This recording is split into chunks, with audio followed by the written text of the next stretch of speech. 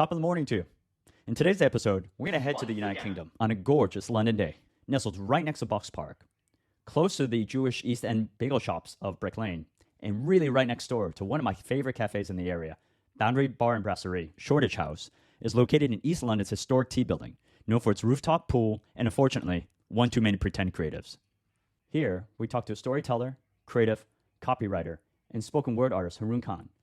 From his astronomical highs to entering London Business School, one of the top business schools in the world, to his lows as a pizza delivery man and his divorce, and finally, in finding his true voice.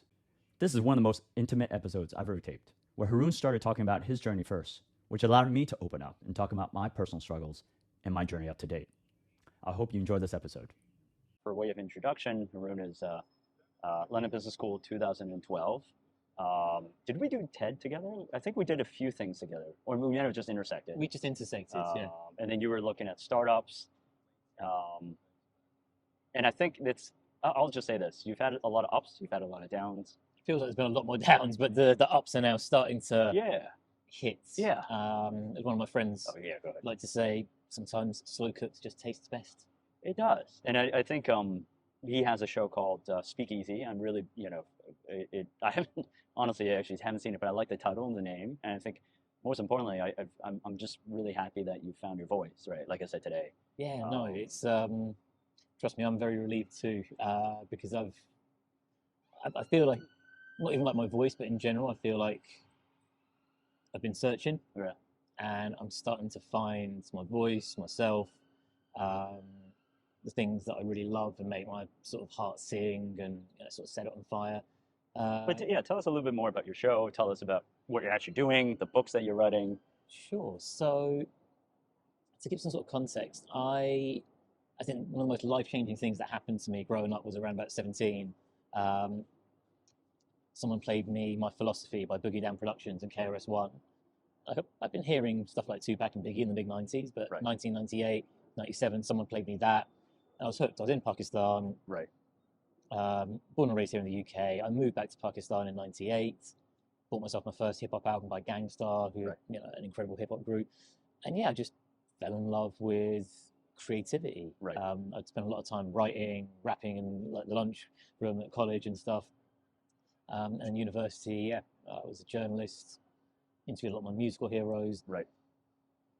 But I never quite found my way after graduating. Yep. I got involved in my family business, which I said I would never do. Ended up in an arranged marriage, which I said I would never do. Yep. Found myself really frustrated with my family business. I think I like things that can scale. I've been spending some time in Shoreditch visiting and bumping into people like the Last FM founders. Okay, cool. And then, I sort of decided to apply to London Business School. Right. I got in, which was wonderful. I had a We're lucky. We're quite lucky. I think I'm scraping by. Shucks, like I'm looking in the mirror. I definitely feel like I scraped by, but the universe had its plans. I got in. Right. Went there while I was married with a 9-month-old kid, and it was business school was interesting. It was a very difficult period. Yeah. Like personally, my marriage, which was already dead on arrival when it started, was really starting to feel some fissures and cracks. And while it was a very difficult 2 years, I loved being in a really stimulating environment. It was. London Business School was a very stimulating environment. There were some very smart people, some incredibly gracious professors. Okay. Who was your favorite professor? Some of my favorites. Oh boy. Jeff Skinner, Keith Willey, Rupert Merson purely for dramatic effect. He's the guy with the bow tie, right? Yes. Yeah, So he's the guy with the bow tie. He turns up every semester, doesn't introduce himself. He just goes there with no tie. Right. He doesn't say hello, and he just ties a bow tie from scratch. Like he understood theatricality and the I don't think I've ever seen him do that. Really? Yeah, he did that. Okay.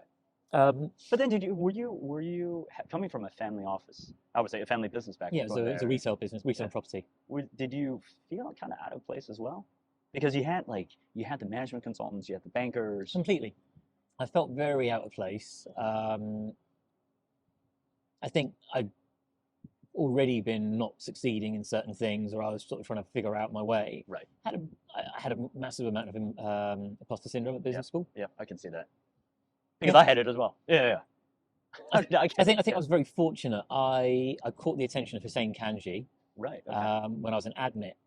So I started turning up to business school, London Business School, before I was on campus. When I got even before I got my admit, I used to come to the Tell series, or Oh, it used to be right. called the London Entrepreneurial Talks on Leadership and It was something that was it was a mouthful. Right, right, right. It was. Is this still on, by the way, the Tell series?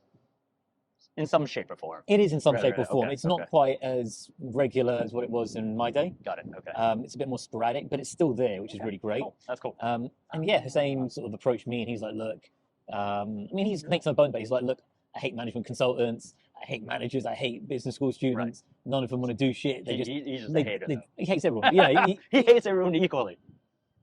I think He's quite fair. I think he's the Grinch of business school. No, he is. He is the Grinch. He's actually the Grinch. He's the Grinch, but he's also a hyper intelligent Grinch. Just to give some reference, now we're saying Kanji is now the GP, one of the partners at Hoxton Ventures, actually. Very famous, actually, Yeah, London-based. so some of their early bets that paid off were they bested on Luster, which got taken over by Fab. That's right. That's right. They took early bets on Deliveroo, Yep. and also I think Dark Trace. Dark Trace, Yep. Deliveroo, or the You big know, ones, they've had some really great wins. Back then, Hussein he hadn't still set up the fund. He was famous for being the guy who somehow managed to pass his MBA while never turning up because he was too busy working at Excel Ventures. I didn't know that he didn't turn up. Okay, I know. I think there were some very specific attendance policies that were put in place as a result of Hussein Kanji. Totally. You know, actually, he was described as problem number 2. For the longest time, his blog was called problem number 2. No, because he was problem number 2. Yeah, because basically, exactly. whenever he used to be in class, Legend had it. He would always contest ideas, disagree with professors and classmates. And his most famous retort was, okay, and so problem number 2. So yeah, I caught his attention. He's like, look, you look like you're a doer. Okay, right. I was like, I am. And he's like, prove me right. And so I landed Will King of Shaves almost immediately before stepping foot on campus as a student. Oh, right. Okay. Which meant I never had to apply to be part of a member of the team because I can't create a deck slide to save my life. Right. I didn't know that. Okay. So you're part of the Tell series team. Yeah, and that was a really great experience because I think I would have lost my mind because I really couldn't find my place. I think it was for me, it was a big surprise coming onto campus that to a large extent, your past does determine your future at business school. Like, if you've gone and done consulting or banking finance, you are going to be top of the heap, pecking order for internships and so forth. Right. And so I was very, like you said it yourself in one of your blog posts, I was definitely the scrappy guy throughout business school and sort of scraped through. And I spent another 5 years after that, just in a rapidly, in a rapid descent of like a marriage that was circling the drain. And that all ended in 2017. And I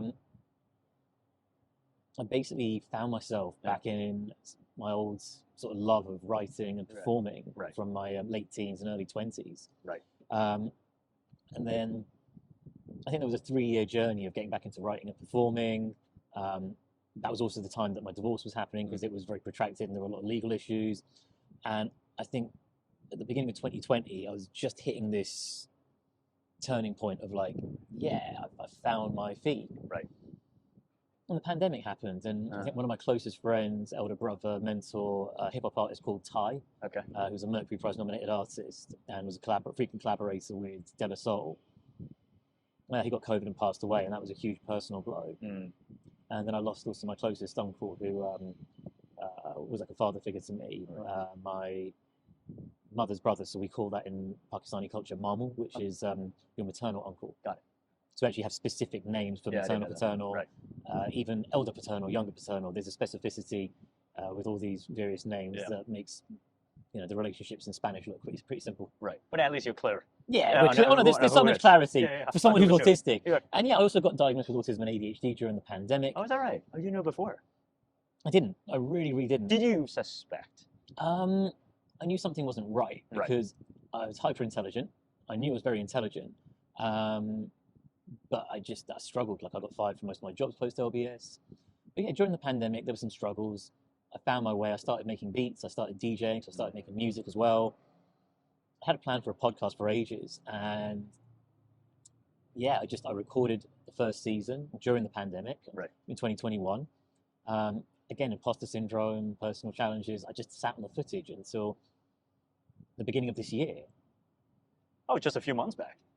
Yeah. Yeah, but that stuff's been sitting in a Yeah. hard drive for 18 months. Oh, wow. And what happened was I think the big turning point for me was I was invited to DJ. Right. I was always struggling as a writer and a poet, as a performer. I was very anxious on stage, and a few different things happened. I got recommended to DJ. I got asked, and I'd never DJ'd. Okay. Right. I learned on the job. Right.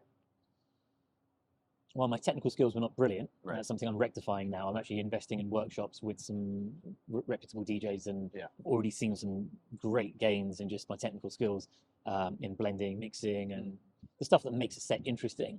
I think what my saving grace as a DJ and what got me a reputation was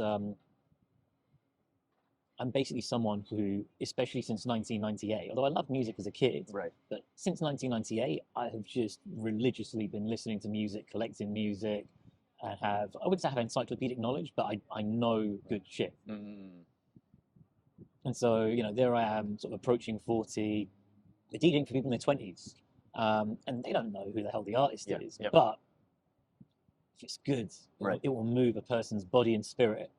And so a lot of people didn't know I was a writer and performer. Right. And just to get some reference, and so you write copy. So I write copy. So I just before the pandemic. Yep. Um, You've always had a way with words. But okay, let me kind of preface as well. So you write copy. You do slam poetry. Performance techno- poetry. yeah, So performance. slam is more. Yeah. There's a competitive element. Oh, right. Whereas okay. I Yeah. don't compete. Right. So there's performance. Massive respect to Yeah. people who do compete. Right. I've got friends who do it and they're very good at it. Sometimes in life you have to recognize what Yeah. this is my dojo and Right. this isn't my dojo. So performance poetry, copywriting, music, DJ. You've got the podcast. And I guess the reason why I'm reflecting is because this is not a normal business school track, and this is this creative side. I mean, I guess I'm reflecting because I'm starting to do content as well. Yeah. And I never thought that I would do content. I never thought that I was creative, and I think you got there sooner. And then once you start doing that, and that's why, I think you found your voice. And so maybe all the other jobs and everything that you were trying to do before, you were trying to maybe perhaps fit a mold. And then for some reason you decided to just express whatever you had in you. I was the fish trying to ride a bicycle. Never heard of that analogy. I'm sure Einstein said it. He's like, if you judge a fish by its ability to ride a bicycle, it's not going to work. But if it's places in If water, it's good enough for Einstein, it's good enough for me. Yeah, but also especially in the age of the internet, the misattribution of quotes is it's out of control. Right. Listeners, please Google that. Make sure. Verify everything. It's indeed an please. Einstein quote. And feel free to hit me up at Haroon Creates, HAROO Creates at Instagram, and correct me. I don't have an ego about these things. I'm not fragile. So what's interesting is I went through a rough period where I think after my marriage ended, I actually got headhunted by a Chinese firm called O-Bike. And that was good fun. I was doing the bike sharing thing for a bit. That's right. That's a bike sharing. Yeah, and then they went bankrupt, and I was having struggles with mental health.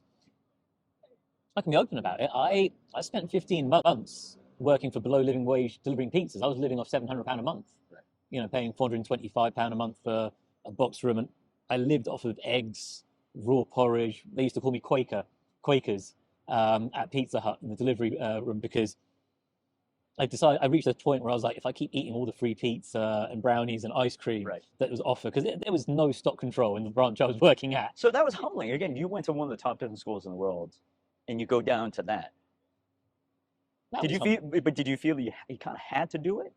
The reason why I did it was, I think I've always been a square peg in a round hole. Right.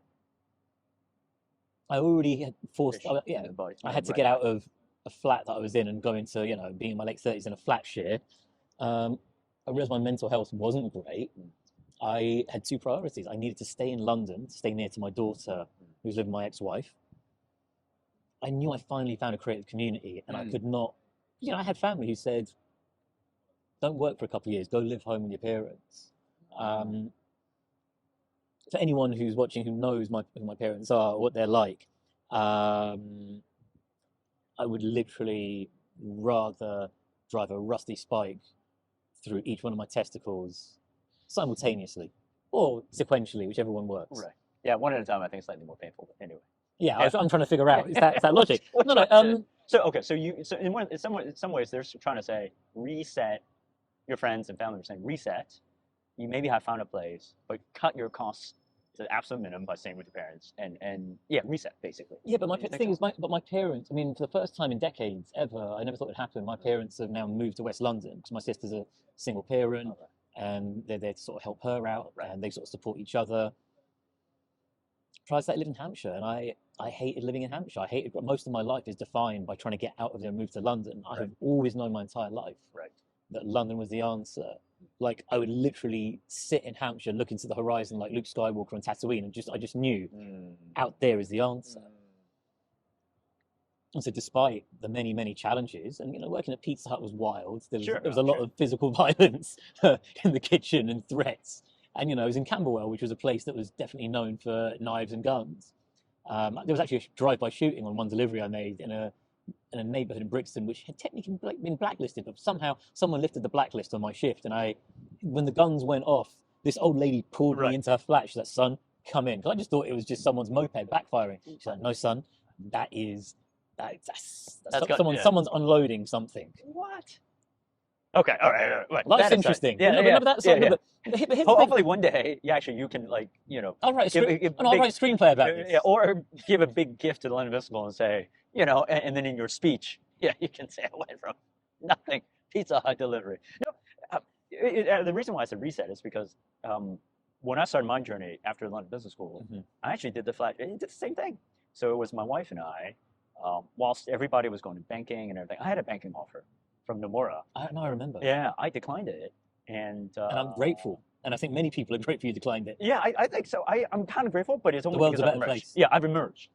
But during that time, I felt sorry for my wife because she never, so I went and shared a flat with somebody else. I was an entrepreneur, didn't have wages, so it was we couldn't really pay for the deposit somebody else did, or flatmate did. And I remember thinking, I mean, she didn't marry someone that she thought that she would have to struggle. But I said, I don't think banking is the right path. I had to reset everything. I didn't know whether this was the right path either, but I just felt like I had to reset, and then build from there. But have you always had that inner voice, like an intuition that speaks to you, or is this the first time? I've got many voices. Yeah. So it's hard to decipher which one. That's your shrink's problem, because you pay your shrink. You don't pay me. I've always had a feeling. So when I joined the military first, I had a feeling. Yeah. I didn't.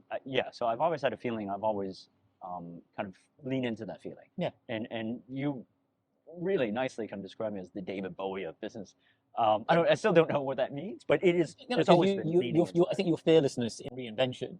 So for those who weren't, because no one was here when we were having breakfast early this morning, but I was having a conversation with Tak about the fact that, look, you were in the military. Correct. Yeah. You served your country impeccably. That got you citizenship. You then went into consulting, and then from consulting, leveraged that into getting an MBA at London Business School, which at that time was ranked the top school globally in the FT. Was it? Right. Spot on. Okay. Now number 18. Oh, right. Oh, how the money have fallen.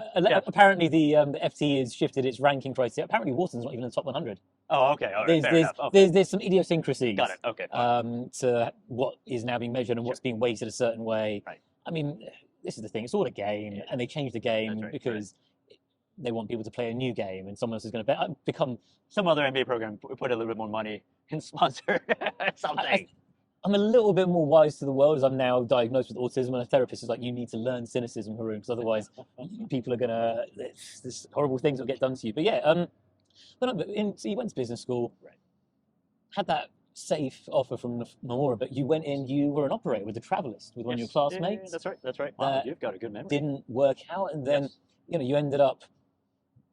I think you sort of did a short stint at Techstars, and then they were so impressed with you that you ended up basically heading up the London office. Yeah, you have an amazing memory. Yes.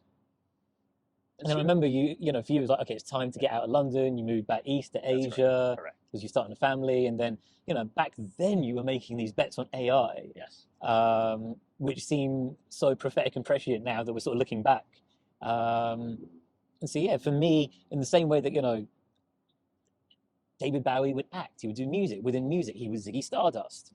Then, in the 90s, he was like hanging out with all, the new young cats, even though he was much older. Mm. And he was making drum and bass records. This is a guy who did Life on Mars, and who, before this era of gender fluidity, was very open and ahead of the curve in being bisexual, in not being afraid to be, to dress androgynously and to present in a certain way.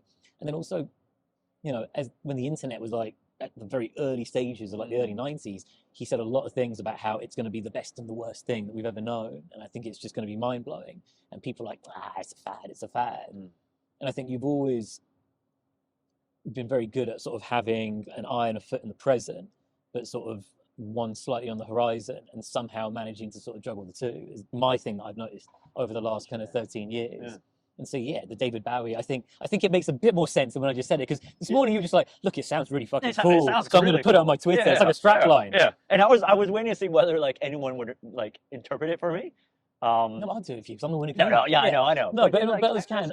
But going back to the career path, I delivered pizzas. Right, I actually even went and sold razor blades and shaving oils in the market. I got fired from that actually because it's a long story. But I was apparently, look, he had a premium brand which was not a premium brand. Right. He set me up in a stall that was next to Poundland in an area where people don't have money, and then he wondered why I had to discount stuff to push sales. Got it. And he was happy to do it. He's like, "You're eroding my brand equity, so this is your last day. In fact, you're going to finish it." So I went back bowl in hand to Pizza Hut,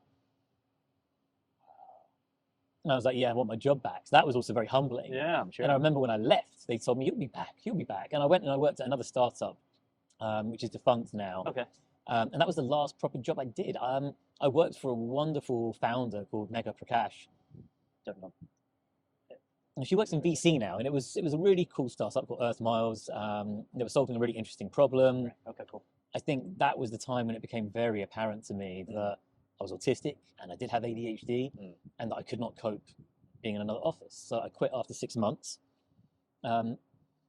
What's interesting was, and I hope Mika doesn't mind me saying this, but on my farewell lunch on my last day, she was very open, saying, "Look, love you to pieces, but you've hands down been the most difficult person to work with in this role of anyone I've ever hired." Right. And what's funny is we're actually really good friends. She actually turns out, as well as being a startup aficionado and an ex-iBanker,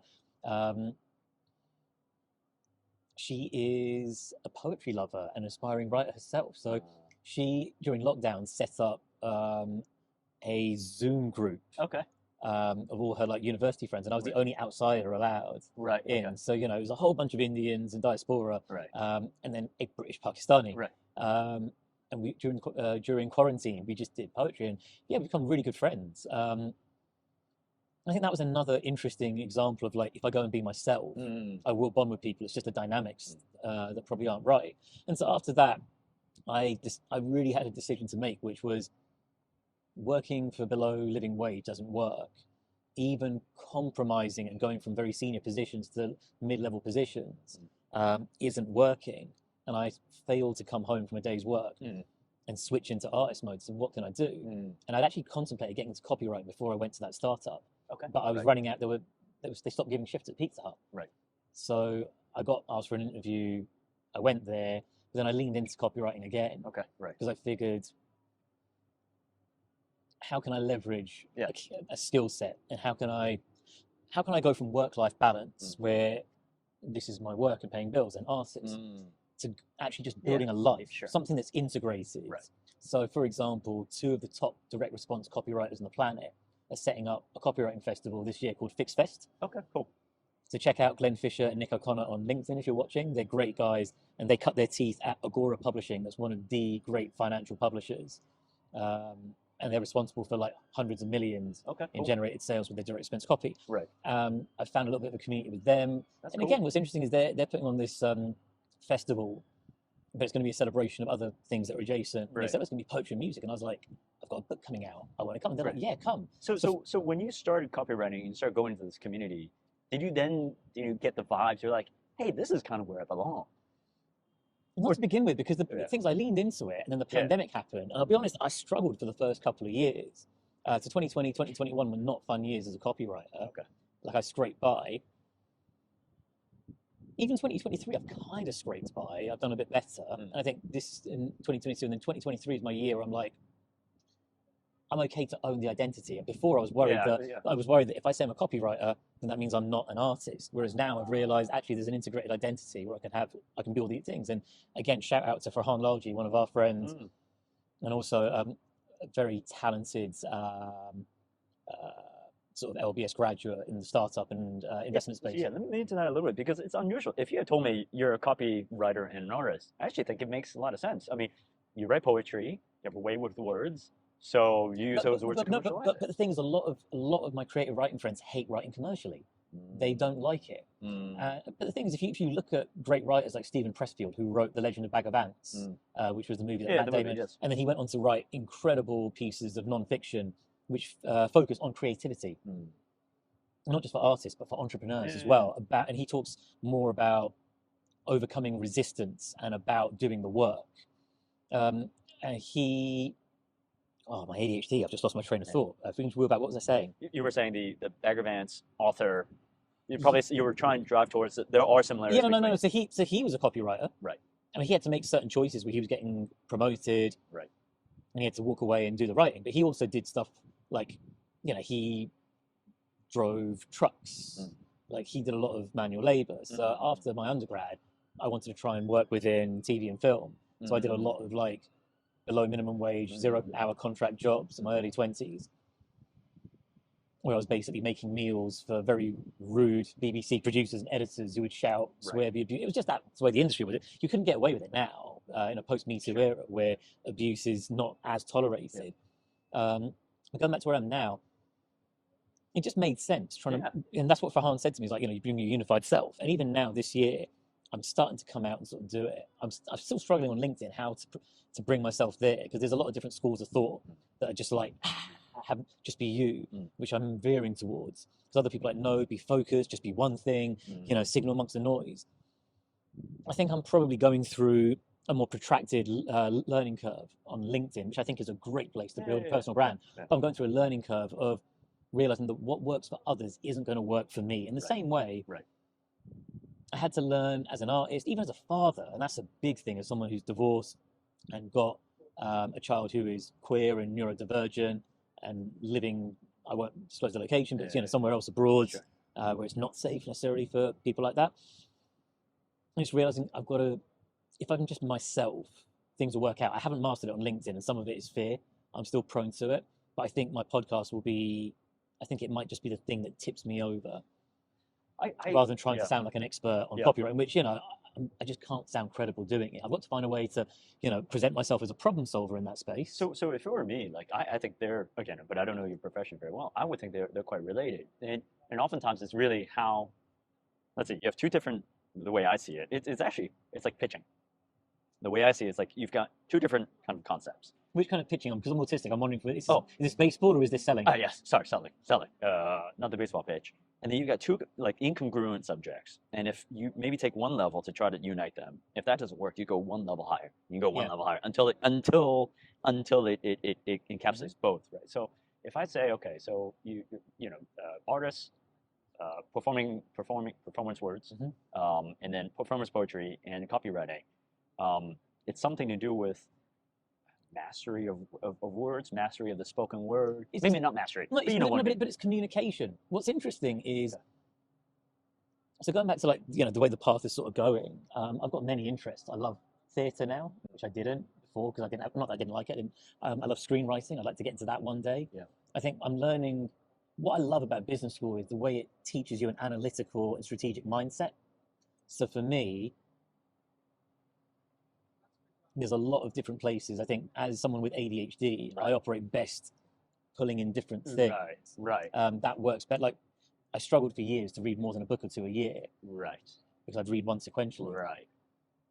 If I read 8 on the go, every time I hit a brick wall, because my dopamine center needs novelty, I go to the other. Right. So net, I've made more progress. I may not have finished one yet, but then what happens is at the 2-month mark, you're like, I've just finished 8 or 9 books. Right. So what I've had to learn is to figure out, I don't know whether it's accurate to say to hack my brain, or just how do I work with my brain? How do I basically, how do I accept it and go, all right, I'm going to basically I'm going to adapt to my brain rather than make my brain adapt to what I have to go and do. So the way you describe it, it sounds like your brain works you have to have various stimuli. You have to, do, screenwriting, poetry, music. And screenwriting's on the back burner. I think for Oh, me, okay. I'm going to get to it. What I've realized is the podcast Mm-mm. is a wonderful strategic move for me because the kind of conversations I have there, I mean, this is why we're doing this episode on your podcast right now, is because just very naturally I end up having these long conversations that touch on fascinating things. And I always think, man, if we just documented this, there's so much value for other people. Yeah, 100%, 100%. And and not just that, it's a good reflection tool.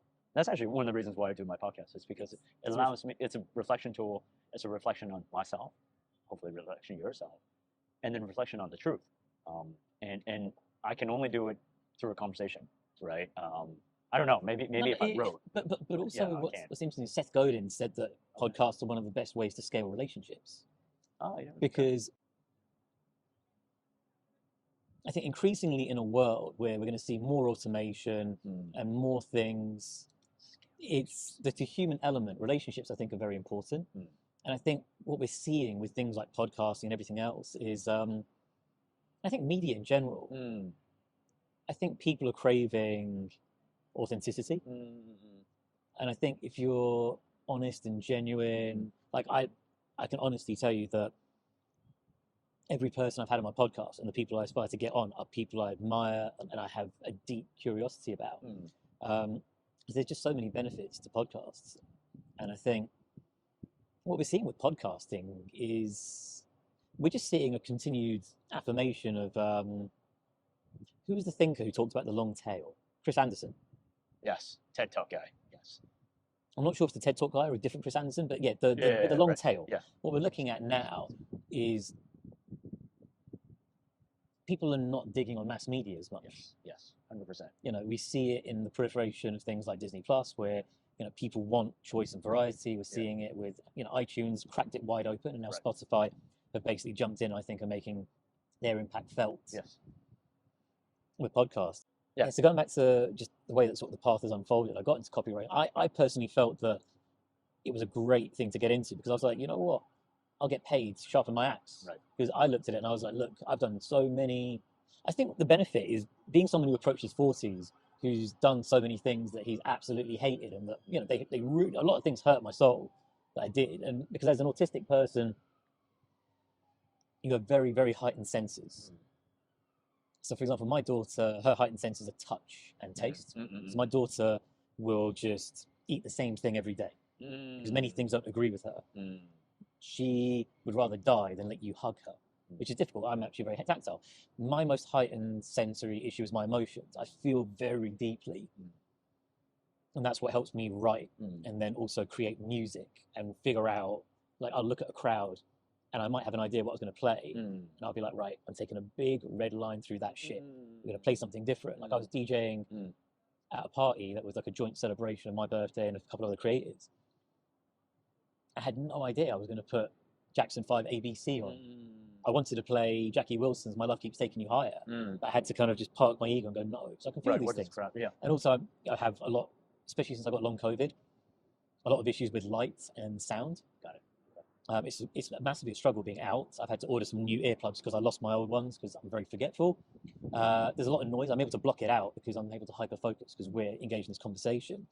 And so, yeah, I saw it as a way to sharpen my axe. And a lot of good things came from that. I finally dipped my toe. Like I wanted to make beats and hip hop beats and music for several years. I had the equipment sitting, didn't do it. And then during the pandemic, I did it.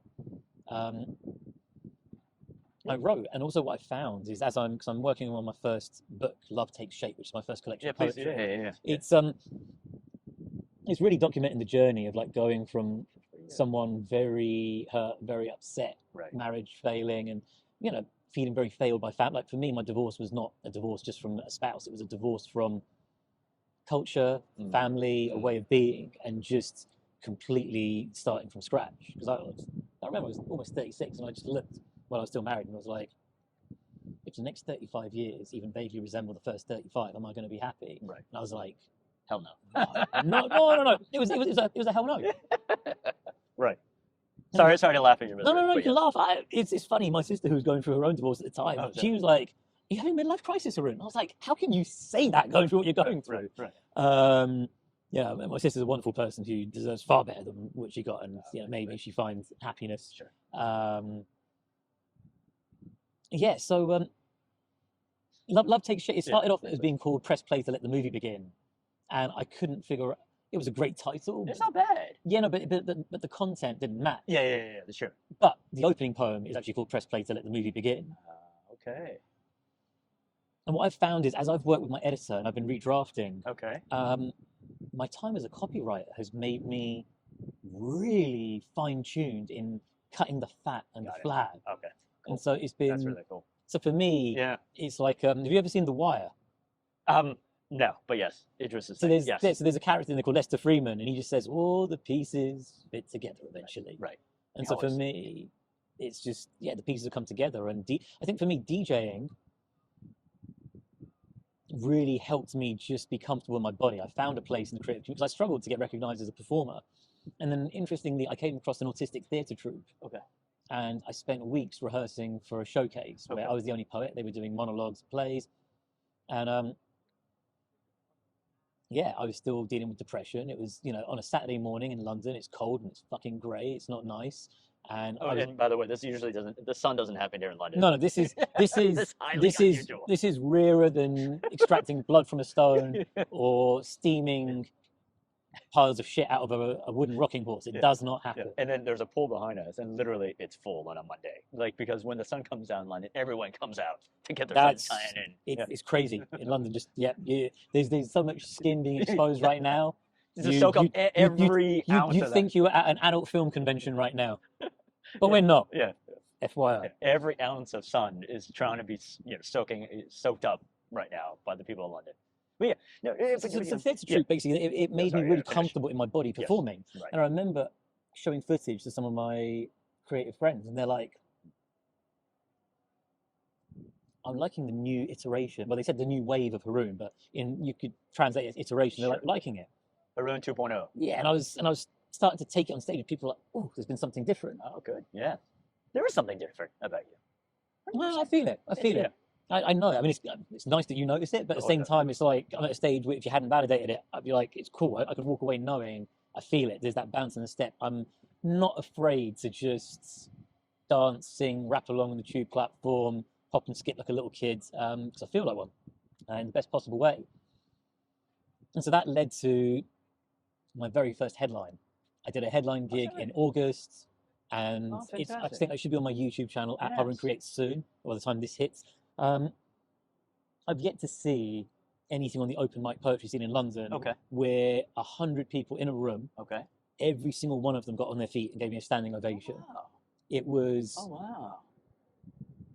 something else. And then I got to perform at the Jazz Cafe as a tribute to my deceased brother Ty, the hip hop artist, at one of his tributes. And the Jazz Cafe is one of the top jazz venues in Europe. I've spent 25 years watching my heroes there, like Erykah Badu. What's the name of the Jazz Cafe? It's called the Jazz Cafe. Oh, right. Okay, cool. So things have been happening. I'm in the studio cutting some demos. With great confidence, I'm going to win a Grammy before I'm 50. I'm going to put that out there. Can you invite me to the Grammys one day? You can come. But you know who else will get invited? You know who else will probably get invited? Probably my classmate, I don't know if I'm pronouncing it correctly, Jung Jung Jo, who he's actually, what do you call it? I think he's like the CEO of the entertainment company that manages Blackpink. Really? Who are like the big South Korean pop sensation. Wait, look, he's in your class? Yeah, that's not right. I had no idea. Mate, the London Business School network is it's worth the money. Okay, you let me know who it is. I'm going to email him because I do want to. I'm going to Korea. I need to hit him up because I need tips on learning Korean as well. So I'm going to go to Korea. My wife's half Korean. So right, does she speak Korean? Yes, she does. All right, offline. I'm gonna. Oh, cool! Awesome. Thank you. I need some advice. Yeah. So it sounds like basically. So I'm gonna tie this up somehow, and I feel, and I kind of talked about this morning as well during breakfast. The more you're authentic, you're in touch with your authentic self.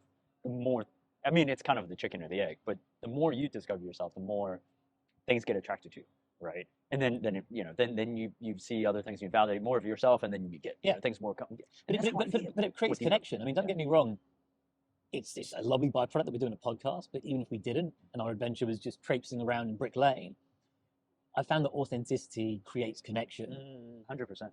And I think people are craving that more than ever. You know, people just are. and I don't blame them, because I think we're definitely, I think just being yourself. It creates connection, 100%. but also it creates serendipity, because I honestly believe that strategies are really important. But like Quincy Jones says it, right? He talks about when you're in the music studio, he's like, look, you know, you do your prep, you know, you've played your scales, you've spent time rehearsing takes on the instruments, vocals, and I'm not going to do an impersonation of him, because the only person who can do a good impersonation of him is Jamie Foxx, and I'm no Jamie Foxx. Right, okay. If you're listening, I'd love to have you on my podcast, sir. Right. I'll travel to LA for it even. But no, Quincy Jones always says you've got to leave room, space in the room for God. Oh, that's good. Okay. You have to leave space for Serendipity. Magic. Right. Yeah, sorry, not magic. Yeah, no, magic, serendipity, they're all synonymous. You just don't know what's going to happen. I think that's where, like, when I look at people who've had really interesting careers, when you ask them about how certain things, how they got there, they will tell you that they fell into certain things, or certain things happened, and they just leaned in. Yeah, I agree with you. So Vanessa Walters, who's got a novel coming out called The Niger Wife, that is going to be turned into a HBO show, she has always these 3 words, which we talked about earlier today. You can talk about your version of what you say. She just says to others, and says to me, she's like, follow the energy. Yep. And to that end, I'm actually going to go visit her in Brooklyn and see what happens for 2 weeks. No, once you said it, I mean, I don't have the exact phrase, but it's like, you know, you gotta lean into the good vibes, and because I've noticed successful people lean into it, and I think they say unsuccessful people, but sometimes I've noticed myself talking myself out of probably good situations, because I've got this kind of over rational brain. Whereas we've all got it. If we went to business school, we've got that over rational brain that tries to fit everything into a 2x2 matrix. That's right. Yeah, tries to make sense of it. But sometimes you just have to lean into something that feels okay, and you've just got to see. But you've also got to be okay to catch an L, and not win. And I think again that was what was remarkable, is, you know, the travel streak didn't work out, but geez, you remember everything. Jesus. No, but there's a saying, right? How you do anything is how you do everything, and you know, I remember you saying at the time that tech stars were very taken aback with the fact that even though Travel Street didn't work out, how you carried yourself and how you did it is what got you noticed and put you into that. And so that chain reaction has followed through. Yeah, it did. Let's wrap it up. No, we will continue this conversation on my podcast, and maybe I'll be back on yours at some point. Hopefully, maybe visit you in Asia sometime. Actually, maybe with BTS. We'll do a podcast with BTS. All right. Out. If you like this episode and want to know where I'm going to next, I would much appreciate it if you hit the subscribe button below.